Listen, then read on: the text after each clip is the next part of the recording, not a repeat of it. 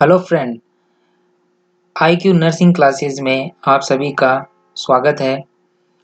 हम आपको पढ़ाने जा रहे हैं कम्युनिटी का एक सब्जेक्ट जिसमें टॉपिक का नाम है पोलियो। पोलियो एक कम्युनिकेबल डिजीज़ है जो आज हम आपको पढ़ाएंगे। पोलियो पोलियो एक डिजीज़ होती है जो कि polio is a disease cause by the virus. यह वायरस से होने वाली एक डिजीज़ है, वायरस जनित डिजीज है। वायरस का मतलब होता है विषाणु। वायरस से होने वाली डिजीज है। इसका वायरस आरएनए वायरस होता है। जैसे वायरस डीएनए टाइप का हो सकता है, आरएनए टाइप का हो सकता है, तो इसका वायरस आरएनए टाइप का होता है। It inter in human body through the alimentary canal.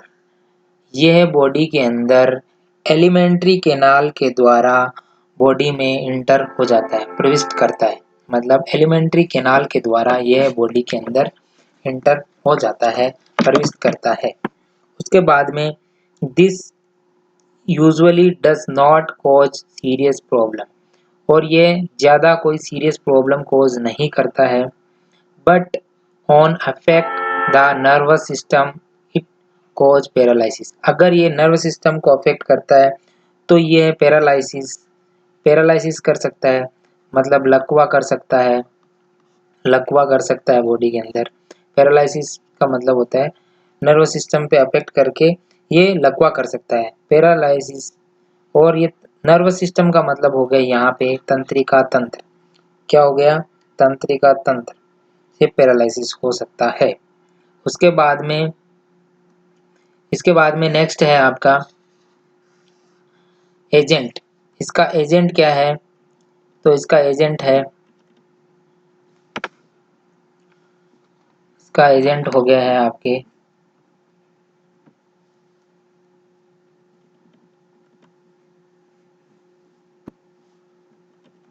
इसका एजेंट भी वायरस ही होता है। तो इसका एजेंट के बारे में पढ़ते हैं। तो इसका एजेंट हो गया यहाँ पे वायरस। एजेंट है, एजेंट का मतलब होता है कारक। तो कारक it is a RNA virus. अभी मैंने बताया था ये क्या है, आरएनए वायरस से होने वाली डिजीज है जो इंट्रोवायरस ग्रुप का टाइप है। जो इंट्रोवायरस जो होता है, इंट्रोवायरस ग्रुप, वो आरएनए वायरस है। इंट्रोवायरस समूह का एक क्या है? आरएनए वायरस है। विच इज देयर टाइप, मतलब ये 3 टाइप के होते हैं, टाइप 1, टाइप 2 और टाइप 3। ये आरएनए वायरस 3 टाइप के होते हैं, टाइप 1, टाइप 2 और type 3। More commonly found in type 1। ये टाइप 1 है जो सबसे ज़्यादा कॉमनली पाया जाता है, और which play in important role spread of disease. जो कि टाइप 1 है वो डिजीज फैलाने के लिए, प्रसार करने में अपनी भागीदारी निभाता है, इम्पोर्टेंट रोल अदा करता है। सोर्स ऑफ इन्फेक्शन, यानी ये इन्फेक्शन किसके द्वारा बॉडी के अंदर फैल जाता है, तो ये हो जाता है source of infection. Source of infection के अंदर पढ़ते हैं अपन। सोर्स ऑफ इन्फेक्शन के आगे पढ़ेंगे कि सोर्स ऑफ इन्फेक्शन। तो सोर्स ऑफ इन्फेक्शन में, एक मिनट थोड़ा सा रफ कर देता हूँ। सोर्स ऑफ इन्फेक्शन, तो सोर्स ऑफ इन्फेक्शन का मतलब है यहाँ पे, सोर्स ऑफ इन्फेक्शन का मतलब है संक्रमण का स्रोत। सोर्स ऑफ इन्फेक्शन मतलब हो गया संक्रमण का स्रोत, संक्रमण का स्रोत। तो सोर्स ऑफ इन्फेक्शन, तो फेरिंग्स के सिक्रेशन ऑफ इन्फेक्टेड चाइल्ड, जो फेरिंग्स के सिक्रेशन होते हैं, जो बच्चे की ग्रसनी होती है, फेरिंग्स ग्रसनी, हिंदी में उसको फेरिंग्स को बोलते हैं ग्रसनी।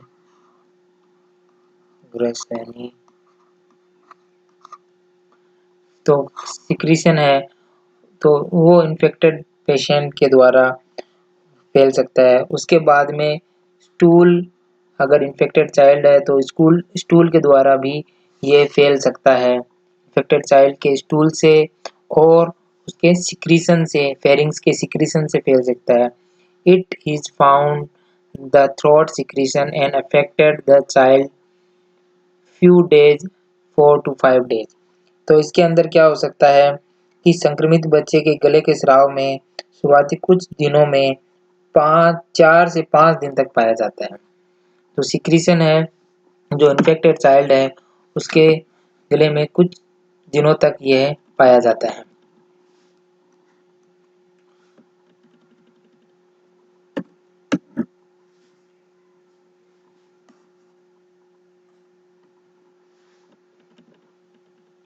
ये पाया जाता है। उसके बाद में इट इज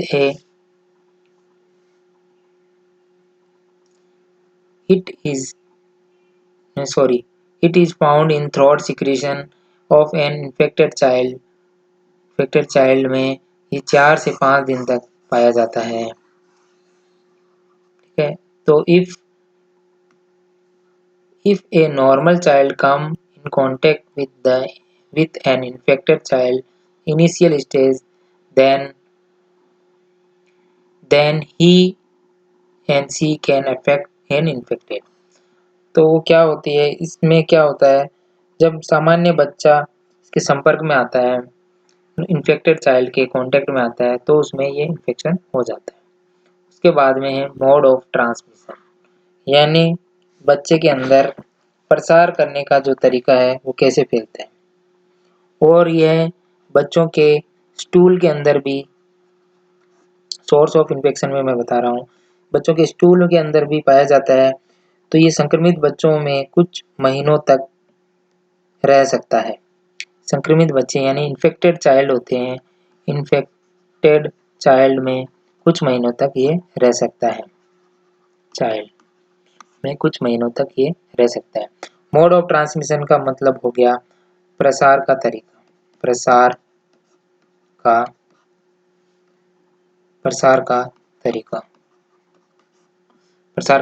तो प्रसार कैसे हो सकता है, किसी तरीके से ये बॉडी के अंदर फैल सकता है। तो ये हो गया प्रसार में सबसे पहला है ड्रॉपलेट इन्फेक्शन।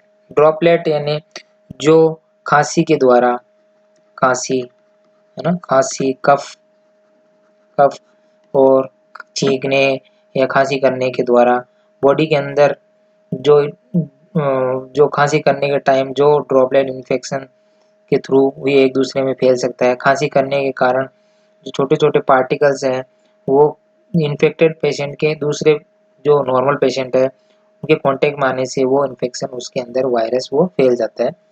तो ये हो गया ड्रॉपलेट इन्फेक्शन। दूसरा मैंने बताया था faeco oral route, faeco oral route, faeco oral route में ये फीको ओरल रूट है। तो फीको ओरल रूट के अंदर ये तो ड्रॉपलेट इन्फेक्शन में हो गया, खांसी के द्वारा फैल जाता है। फीको ओरल रूट के द्वारा इन्फेक्शन फैलता है जब पेशेंट स्टूल पास कर देता है। मैंने बताया था इन्फेक्टेड पेशेंट स्टूल पास करता है, तो वो स्टूल पास करने के बाद में जब वो मक्खी वगैरह किसी खाने वगैरह पे बैठ जाती है तो उसके द्वारा भी वो वायरस फैल सकता है। तो ये 2 रीजन हो गए जो मोड ऑफ ट्रांसमिशन है, जो ट्रांसमिशन यानी मोड ऑफ ट्रांसमिशन यानी बच्चों में फैला सकते हैं। उसके बाद में है फीको ओरल रूट, मैंने बता दिया।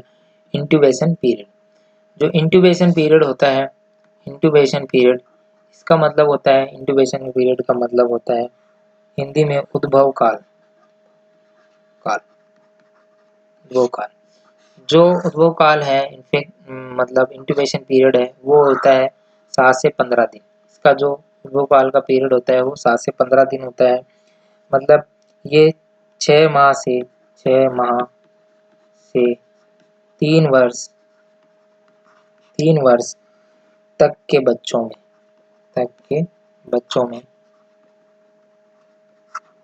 बच्चों में 6 माह से 3 वर्ष तक के बच्चों में ये बहुत अधिक इफेक्टिव होता है, प्रभावित करता है। ये 7 से 15 दिन तक ये इसका इंक्यूबेशन पीरियड होता है।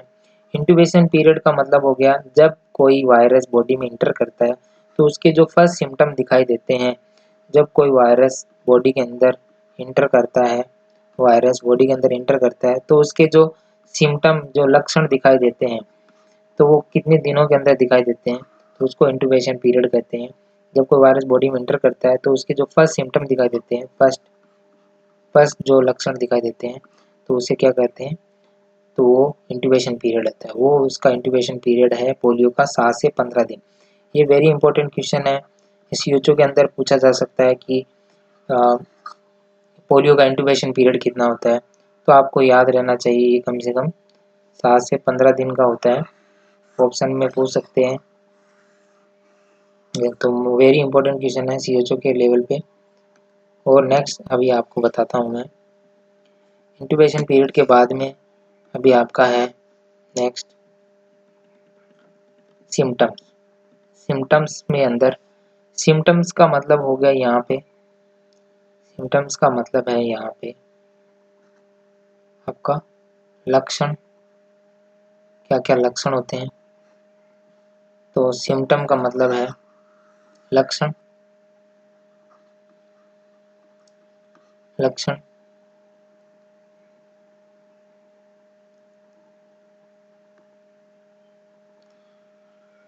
Symptom of the disease. तो लक्षण हो गए, इसके क्या लक्षण हो सकते हैं, रोग के लक्षण, डिजीज के लक्षण क्या हो सकते हैं। तो फर्स्ट है asymptomatic.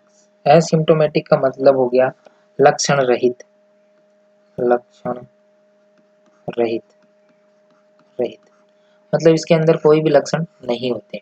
Mainly only asymptomatic case of polio are seen in this due to the initiate immunity of children. polio does not polio does not affect them। जो इनिशियल इम्यूनिटी होती है उसके कारण पोलियो अफेक्ट नहीं होता है। जो मेनली एसिम्टोमेटिक केस के अंदर क्या होता है, तो इसमें मुख्यतः पोलियो के लक्षण रहित केस ही देखने को मिलते हैं, जिसमें बच्चों को जन्मजात प्रतिरोधक के कारण पोलियो उन्हें प्रभावित नहीं, जन्मजात होने के कारण उनमें पोलियो अफेक्ट नहीं करता है। तो इसके कारण भी ये देखने को मिल सकता है।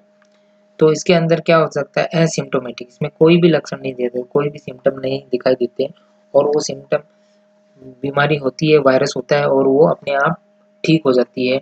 उनके अंदर इन्नेट इम्यूनिटी पाई जाती है। कौन सी इम्यूनिटी पाई जाती है, इन्नेट इम्यूनिटी पाई जाती है, जिसके कारण क्या हो सकता है, वो अपने आप ठीक हो जाता है। उसके बाद में सेकंड है एब्रेटिव केस। एब्रेटिव केस सेकंड है, एब्रेटिव केस ये है सेकंड। फर्स्ट मैंने बताया था एसिम्टोमेटिक, कोई लक्षण नहीं दिखाई देते। एब्रेटिव केस में कुछ सिम्टम दिखाई देते हैं। Some symptom of the disease are seen in this. कुछ सिम्टम दिखाई देते हैं, जैसे हेडेक दिखाई देता है, सर दर्द। हेडेक का मतलब हो गया सर दर्द। हेडेक का मतलब हो गया सर दर्द, सर दर्द हो गया। उसके बाद में सिर दर्द हो गया, और बुखार, फीवर का मतलब हो गया बुखार, और सोर थ्रोट का मतलब हो गया कि उसके गले में कुछ खराश है। फीवर मतलब बुखार हो गया, और गले में खराश, गले में खराश, खराश, सोर थ्रोट का मतलब है गले में खराश।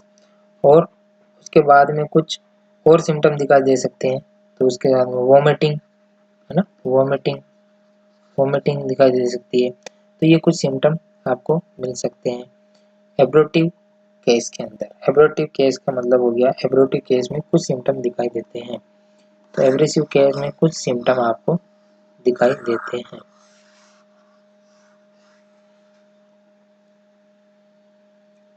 ठीक है, उसके बाद में अपन पढ़ते हैं, एब्रेटिव केस के बाद में अपन पढ़ते हैं नोजिया, वोमिटिंग, ये सिम्टम दिखा देते हैं, डायरिया वगैरह। तो ये सिम्टम, वोमिटिंग हो सकती है, नोजिया हो सकता है। नोजिया मतलब उल्टी का मन करता है, सॉरी, नोजिया का मतलब होता है उल्टी का उल्टी जैसा मन होना, नोजिया जी घबराना। उसके बाद लॉस ऑफ एपेटाइट मत का मतलब हो गया भूख नहीं लगना, भूख नहीं लगना, भूख नहीं लगना। डायरिया का मतलब हो गया दस्त, दस्त दस्त लगना। तो ये सिम्टम्स आपको ऑपरेटिव केस के अंदर ये सिम्टम दिखाई देंगे। उसके बाद में है नॉन पैरालिटिक सिम्टम्स, उसके बाद में होंगे आपके non paralytic symptoms, non paralytic symptoms. उसके अंदर है आपकी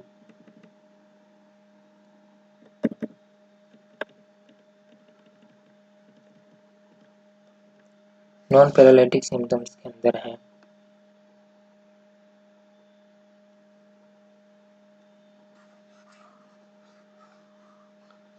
तीसरा मैंने बताया था नॉन पैरालिटिक सिम्टम्स, ये है नॉन पैरालिटिक केसेस।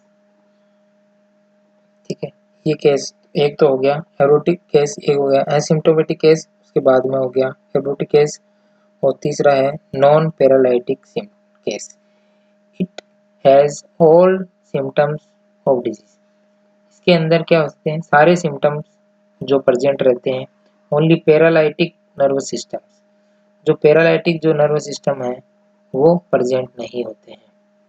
तो इसके अंदर all symptoms are present but paralytic symptom is not present, not seen. जो पैरालिसिस मतलब उसके अंदर पैरालिसिस नहीं होता, बाकी सारे सिम्टम्स आपको दिखाई देते हैं। बाकी जैसे फीवर, बुखार, हेडेक, स्टिफनेस ऑफ नेक, गर्दन का आकड़ जाना, सोर थ्रोट्स, वोमिटिंग, डायरिया, दस्त लगना, stiffness, pain, pain in legs, back, pain in legs और बैक मतलब पैरों में दर्द होना और लेग्स में दर्द होना, seen in subsides 8 to 10 days, 10 days के अंदर ये सबसाइड हो जाते हैं और ये पाए जाते हैं। They get cure automatically not symptom treatment, और वो अपने आप ठीक हो जाते हैं। उसके बाद में है पैरालिटिक केस।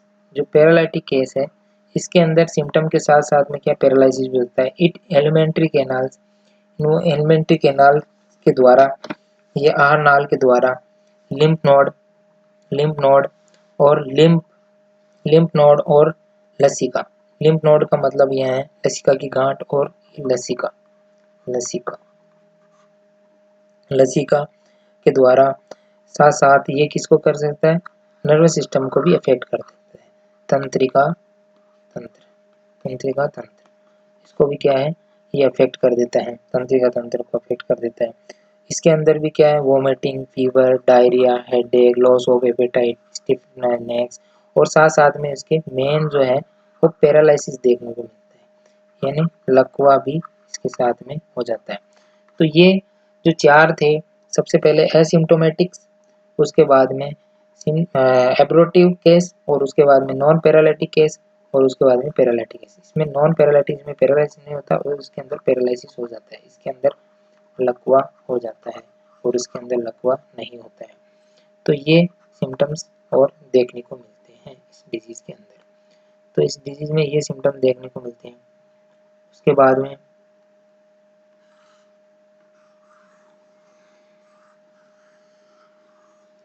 डिजीज के अंदर ये सिम्टम देखने को मिलते हैं। उसके बाद में नेक्स्ट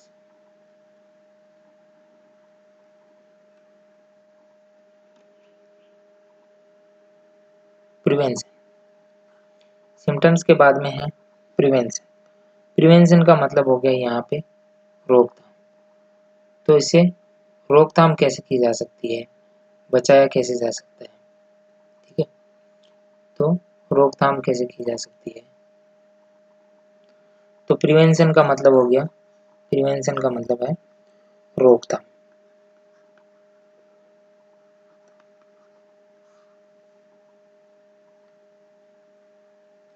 तो रोकथाम तो टू टाइप से की जा सकती है रोकथाम इसकी। टू टाइप से वैक्सीन आर गिवन, साल्ट पोलियो वैक्सीन। तो वैक्सीन दी जा सकती है साल्क पोलियो टीका, साल्क पोलियो और एक oral polio vaccine. Oral polio vaccine कब दी जाती है? 2 drops OPV oral polio vaccine are given 0 month में, 6 वीक में और 0, 6, 10 और 14 इन वीक के अंदर क्या दी जाती है? ओरल पोलियो की वैक्सीन दी जाती है। उसके बाद में बूस्टर डोज दी जाती है 15 से 24 मंथ में अंदर। 15 से 24 मंथ के अंदर कौन सी दी जाती है? बूस्टर डोज दी जाती है और ये दी जाती है वीक्स में। वीक्स का मतलब हो गया यहाँ सप्ताह। क्या होता है? वीक्स के अंदर दी जाती है, सप्ताह के अंदर दी जाती है। उसके बाद में है नेक्स्ट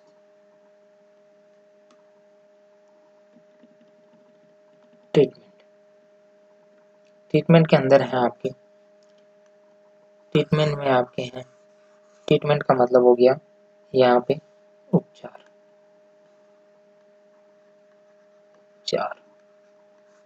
ट्रीटमेंट का मतलब हो गया उपचार। There is no specific treatment, only symptomatic treatment is done. कोई भी स्पेसिफिक ट्रीटमेंट नहीं दिया जाता, इसके अंदर सिम्टोमेटिक ट्रीटमेंट दिया जाता है। सिम्टोमेटिक ट्रीटमेंट इसके अंदर क्या होते हैं? मोस्टली देते हैं और कोई भी स्पेसिफिक ट्रीटमेंट इसमें नहीं दिया जाता। ठीक है, सिम्टोमेटिक ट्रीटमेंट देते हैं।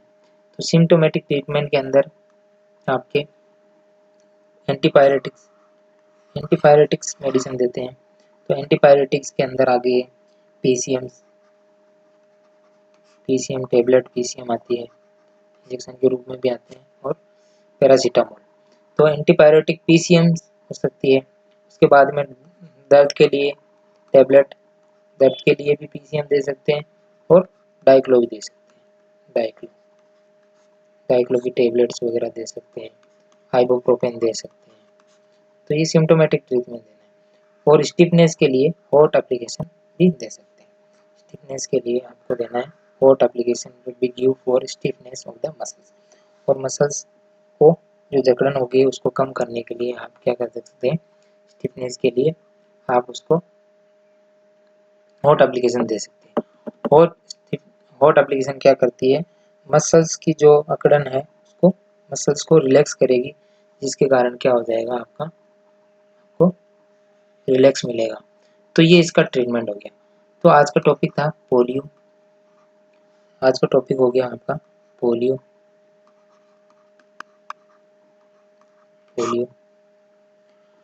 पोलियो के अंदर आपने पढ़ा, पोलियो के अंदर कि पोलियो कैसे होता है। वायरल डिजीज है, ये बैक्टीरियल डिजीज नहीं है, ये एक वायरल डिजीज है। और वायरल जो डिजीज है वो आपके वायरस से होती है। और वो जो वायरस होता है वो आपका आरएनए वायरस होता है। आरएनए वायरस होता है। कौन सा वायरस होता है? आरएनए वायरस होता है। वो भी आरएनए वायरस है। इसकी वजह से ये डिजीज होती है। तो इसके अंदर आपको मैंने बताया कि ये कैसे फैलता है, सोर्स ऑफ इन्फेक्शन क्या है, ट्रीटमेंट क्या है इसका, इसको कैसे बचाया जा सकता है, इसके क्या क्या सिम्टम देखने को मिलते हैं। यही टॉपिक पढ़ने के लिए आप मेरे चैनल को लाइक करें, सब्सक्राइब करें। Thank you so much.